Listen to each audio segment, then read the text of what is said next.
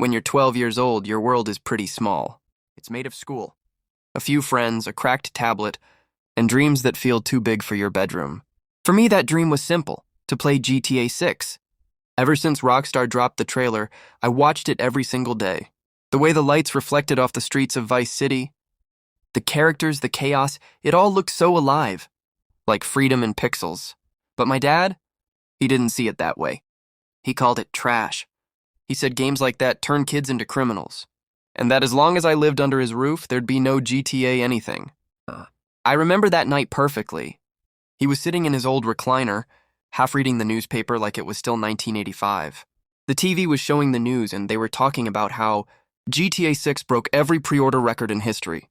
And I made the mistake of smiling. "What's that grin for?" he asked without looking up. "Nothing," I said, trying to hide the excitement in my voice. "It's that damn game again, isn't it?" "Dad, it's not."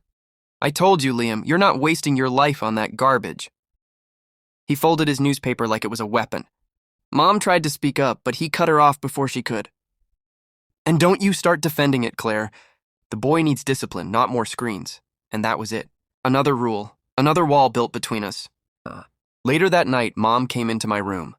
She didn't turn the light on. She just sat on the edge of my bed, whispering. "You really want that game, huh?" "Yeah," I said, staring at the glow of my phone. "Everyone's talking about it. It's more than just a game." She smiled softly. The kind of smile that said she understood, even if she didn't play games herself. "Your dad means well," she said. "He just worries." "He worries about everything," I muttered. "That's his way of loving you," she said. "Mine's a little different." I didn't know what she meant by that. Not yet. The next morning, she woke up earlier than usual. She made pancakes, my favorite, even though it was a weekday. Dad was already gone for work. She slid the plate in front of me and said, "You know, dreams don't always come easy. Liam, sometimes you have to work around life's nose." I laughed. "Yeah, tell that to Rockstar," she winked. "Maybe I will." That afternoon, she started asking me questions she'd never asked before. About the game, about how consoles worked, about online accounts. At first, I thought she was just trying to make small talk. But looking back, I think she was already planning something. Because that's the thing about moms. They don't always fight the rules. Sometimes they just quietly rewrite them. And that was the last ordinary week in our house before everything changed. Before Mom decided that if I couldn't play GTA 6, she'd find a way to bring it to me. The night after that conversation, something in the house changed. It wasn't loud or dramatic, just small things. Mom started staying up later than usual. Her coffee mug would still be warm when I woke up for school. Sometimes I'd wake up in the middle of the night and see a soft glow coming from the living room, her laptop open, her eyes tired but focused. She'd quickly close it when I walked by. "Go back to bed, sweetie," she'd whisper. "I'm just handling something." I didn't think much of it at first. Maybe she was working extra hours, but there was something about her eyes, that look of purpose. A few days later, I overheard her talking quietly on the phone. I couldn't hear much, but I caught words like, "It has to arrive before December," and, "Please make sure it's the right version." That's when it hit me. GTA 6 was supposed to release in December. Still, I didn't dare to hope. Dad's words were final, and Mom never disobeyed him, at least not openly. But I noticed more clues. She asked me strange questions. "What kind of console would you want if you could play? Do you still like that old gaming headset?" Her tone was playful, but her eyes serious. Weeks passed. Then one Saturday morning, I saw her leaving the house early, in her old blue car. She didn't say where she was going. She came back in the afternoon with tired hands and a small scratch on her cheek, smiling like she'd just pulled off a heist. "What happened?" I asked. "Oh, nothing," she said, brushing my hair aside. "Just life." But that smile, it was full of secrets. That night, when everyone was asleep, I crept downstairs again. The glow was back, but this time I saw something on the table, a printed receipt, half covered by her notebook. It had a logo on top, Rockstar Games pre-order confirmation. My heart raced. She noticed me, froze for a second, then smiled faintly. "You weren't supposed to see that," she whispered. I didn't know whether to laugh or cry. She came closer, pressed a finger to her lips. "Don't tell your father, okay? This is our secret. From that moment, everything changed. We shared glances at breakfast that only we understood. Little coded jokes. Mom became my partner in crime. She started learning things about gaming, words she never used before. One night I heard her mutter, "Frame rate. Graphics card. How hard can this be?" And I nearly burst out laughing from my room. But there was also a softness in her efforts. Like she wasn't just helping me play a game, she was protecting something bigger, a piece of me, a dream. Still, I had no idea what she was truly planning. And when December finally came, I found out that my mom hadn't just broken Dad's rule. She had broken every rule there was. December arrived like a dream I wasn't ready to wake up from. The world outside seemed brighter, louder, more alive. Maybe because everyone was talking about one thing. GTA 6 was finally releasing. Everywhere I went, school, the bus, even the small store near home, it was the same conversation. Kids were bragging about pre-orders, arguing over graphics, promising to skip class the day it launched. And me?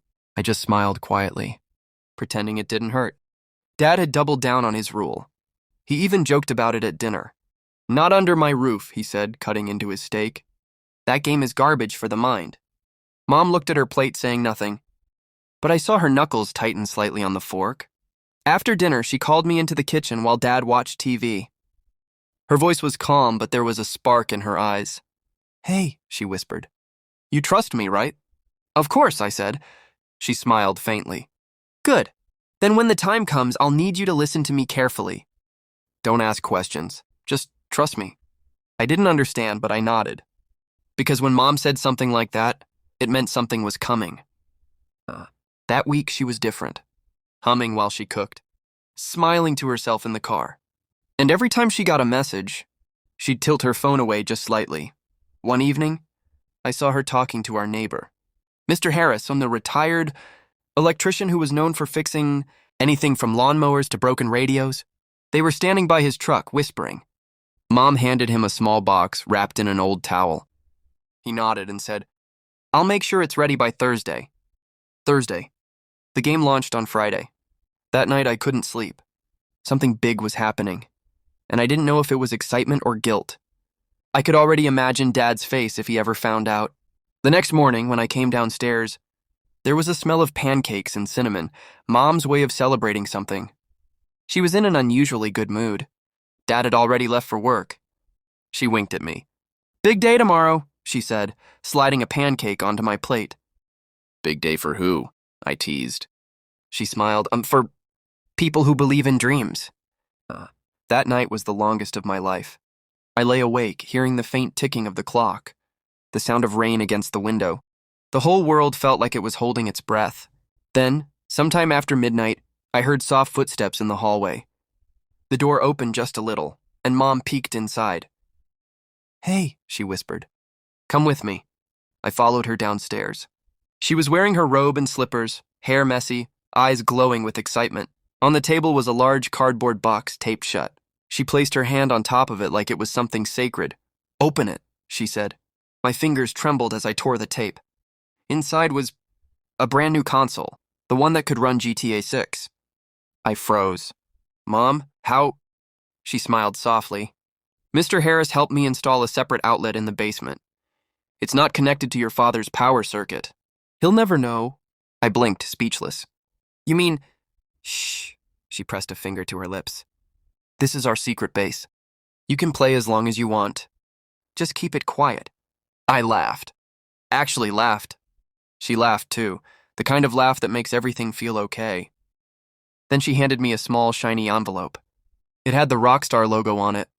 I tore it open. Inside was the game disc. My hands shook.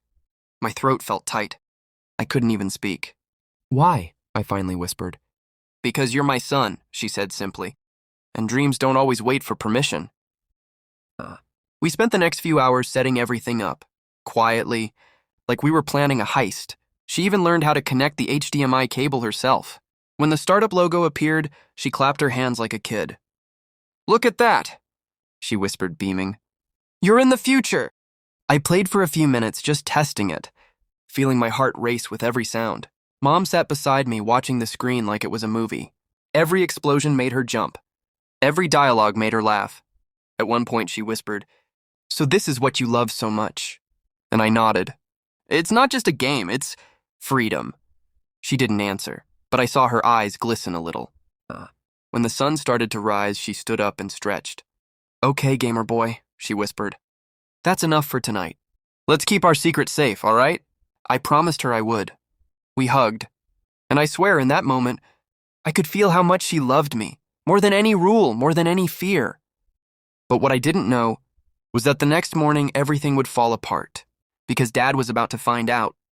The next morning I woke up to the sound of voices downstairs. Not soft ones, sharp, echoing through the hallway. Mom and Dad were arguing. I froze halfway down the stairs. "I found it, Laura," Dad's voice thundered.